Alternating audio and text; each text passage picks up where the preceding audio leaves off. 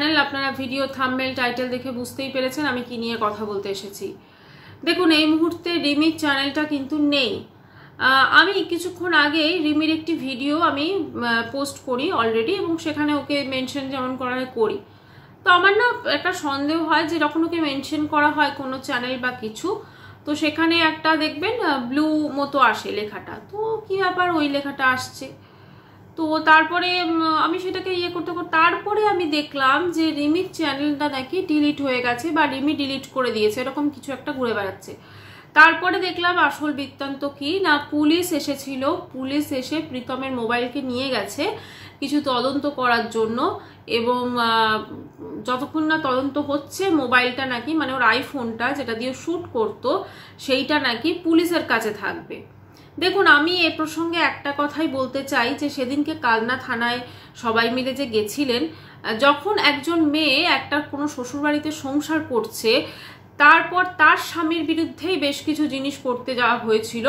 এবং আজকে আমি এই সব কিছু হয়ে যাওয়ার পরও একটি চ্যানেলে লাইভ হচ্ছে, আমি তার যা মুখের ভাষা, মানে আমি সঞ্জীবের পাতাম যদি কথা বলছি, তার চ্যানেলেই সেই সমাজসেবিকা ম্যাডাম এসে লাইভ করছেন এবং বিভিন্ন বেশ কিছু কথা বলছেন। তিনি মানে তাকে দেখা যাচ্ছে না, কথা বলছেন যে এটা শুরু হলো, এরপরে আরো অনেক কিছু হবে।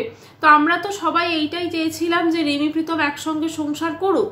আজকে যদি প্রীতমের রুজি রোজগারের উপর কোনো এফেক্ট হয়, তাহলে কি প্রীতম, ওদের আমরা যে টাইপের দেখেছি প্রীতম ওর মা বাবাকে, রিমির সঙ্গে সংসার করবে? সেটাও কিন্তু একটু ভেবে দেখা উচিত।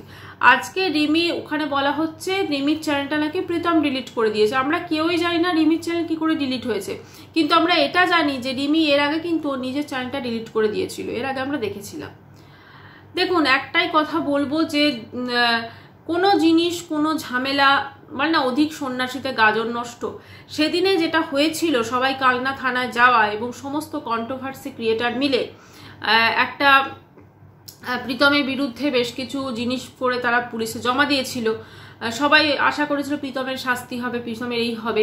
এখন প্রীতমের রুজি রোজগারের মেইন জায়গাটা যদি ধরুন মোবাইলটা যদি নিয়ে নেয়, ঠিক আছে, তাহলে তো ওর রুজি রোজগারে এফেক্ট হবে, এবং এই এফেক্টটা তো রিমির ওপরও পড়বে। কারণ আজকে রিমি নিজের চ্যানেলটা উড়িয়ে দিয়েছে, ফলে একটা এফেক্ট কোথাও না কোথাও সেখানেও পড়বে।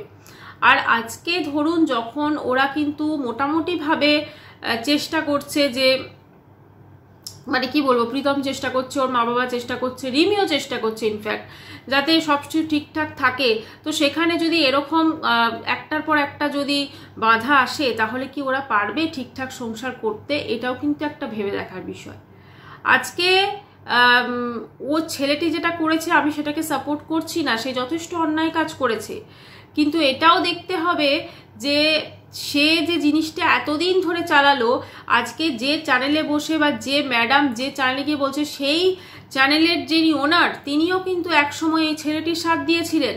তিনি এই ছেলেটির জন্য এই রিমিকে অনেক উল্টোপাল্টা কথা বলেছিলেন। আজকে তিনি পাল্টি খেয়ে গেছেন, তার আজকে তিনি অন্যদিকে ভিড়ে গেছেন, কিন্তু একসময় তো তিনিও এটা করেছেন। আজকে আমি একটা কথাই বলতে চাই, কারোর ক্ষতি করে কিন্তু কোনো কিছু হবে না। আজকে প্রীতমের যে বিয়েটা হচ্ছে, ধরুন এরপরে পুরো রাগটা কিন্তু পড়বে রিমির ওপর, ঠিক আছে? রিমি কিন্তু এখনো ওখানে আছে, কাজেই এই জিনিসগুলো অবশ্যই একটু ভাবতে হবে। আজকে রিমি ওখানে, ওরা বলছে যে রিমির চ্যানেলটা নাকি প্রীতম ডিলিট করেছে, যদি সেটা সত্যিই হয় তাহলে তো তার মানে রিমি এরপরে যতগুলো চ্যানেল খুলবে তত ডিলিট হয়ে যাবে। মানে এগুলো কি হচ্ছে জাস্ট কিছু বুঝতে পারছি না। যখন আমরা ভাবছি এই কন্ট্রোভার্সি বা ওদের এই জিনিসটা একটা, মানে কি বলবো, একটা সব স্টপ হয়ে যাবে, সব কিছু আবার নর্মাল হবে, সেখানে একটার পর একটা এরকমভাবে যদি জিনিস উঠতে থাকে তাহলে তো খুব মুশকিল।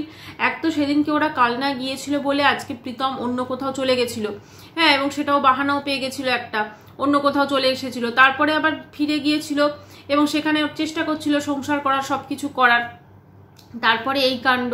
আচ্ছা, এরপরে আমি বলবো রিমির ভূমিকা। দেখুন, রিমির মাথার গন্ডগোল বা কি সেটা আমরা সবাই জানি। রিমির কখনো উচিত হয়নি সেদিনকে ওখানে গিয়ে সাইন করাটা, কারণ ওর এইটুকু বুদ্ধি থাকা উচিত যে আজকে ও যে ওইখানে গিয়ে সাইন করলো, তাহলে ওইখানে সাইন করার ফলে ওর ধরুন ও স্ত্রী, ঠিক আছে, আজকে যদি ও একটা সাইন করে দিল তাহলে তো এই জিনিসটা অনেকটা বেশি, মানে কি বলবো, গ্রাহ্য হয়ে গেল, তাই না? কাজেই এটা রিমি খুব খারাপ লাগছে যে রিমির চ্যানেলটা নেই। জানি না ওটা কিভাবে রিকভারি হবে, বা রিকভারি ওরা হয়তো চেষ্টা করছে। একটাই বলবো, খুব খারাপ লাগছে, কারণ এর আগেও রিমির একটি চ্যানেল ছিল যেটা অনেক সাবস্ক্রাইবার হয়েছিল, তারপর সেটা উড়ে গেছিল। মেয়েটা না মানে কি বলবো, এতটা খামখেয়ালি, এতটা নিজের ভালো বোঝে না, এটা খুব খারাপ লাগছে। আজকে ওর মধ্যে কত কোয়ালিটিস ছিল রিমির মধ্যে, কিন্তু শুধুমাত্র ওর নিজের বুদ্ধির জন্য আজ প্রায় কোনো কিছুই ওর কাছে নেই। আজকে দেখুন ওর মা আজকে সকালে দেখলাম একটা ভিডিও দিয়েছে যে ওর চ্যানেলটা ডিলিট, মা বলছে আমি জীবনে পারবো না আবার চ্যানেল ডিলিট করতে। মেয়ে এদিকে হাজব্যান্ডের চ্যানেলটা তো রয়ে গেল, সবার চ্যানেল রইলো, কিন্তু ওরটা উড়ে গেল মাঝখান থেকে। এই জিনিসগুলো সত্যি এগুলো না মেনে নেওয়া যাচ্ছে না, জানেন তো, কারণ এগুলো সব চোখের সামনে দেখছি তো খুব খারাপ লাগছে। কারণ এইটা নিয়ে এবার প্রচুর ধরুন একটা কন্ট্রোভার্সি হবে, আবার প্রীতম বসে যাবে, আবার ওর মা বসে যাবে। তো এগুলো মানে কি, এগুলো কবে শেষ হবে সেটাই জাস্ট একটু জানতে চাই। মানে আমার একটাই কথা, যে এই সমস্ত ঝামেলাগুলোকে মানে কমাতে গিয়ে ঝামেলাগুলো বেড়ে যাবে না তো, এটাই জাস্ট কিছু বলতে পারছি না। খুব খারাপ লাগছে যে রিমির চ্যানেলটা নেই, কারণ একটা চ্যানেল, সেখানে ওর ভিডিওগুলো দেখতাম, ওর ডান্স দেখতাম, খুব খারাপ লাগছে, এটাই বলার ছিল। তো যাই হোক, এই সংক্রান্ত কিছু আপডেট আরও থাকলে অবশ্যই আমি আপনাদের জানাবো। আজকে ভিডিওটা এখানেই শেষ করছি, আর কিছু বলার নেই, শুধু এইটুকুই আপনাদেরকে দেওয়ার ছিল যে রিমির চ্যানেলটা নেই, এই মুহূর্তে দেখা যাচ্ছে না। এবার সেটা উড়ে গেছে না কেউ উড়িয়ে দিয়েছে সেটা তো অবশ্যই ভবিষ্যতে আমরা জানতে পারবো। কিন্তু একটাই বলবো, যে যে ঝড়গুলো এবার একের পর এক আসছে, সেগুলোতে আমার ভয় লাগছে যে এদের সম্পর্কটাই না শেষ হয়ে যায়, এটাই।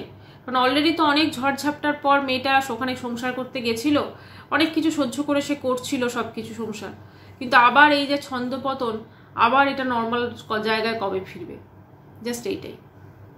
নেক্সট ভিডিও দেখা করছি, বাই।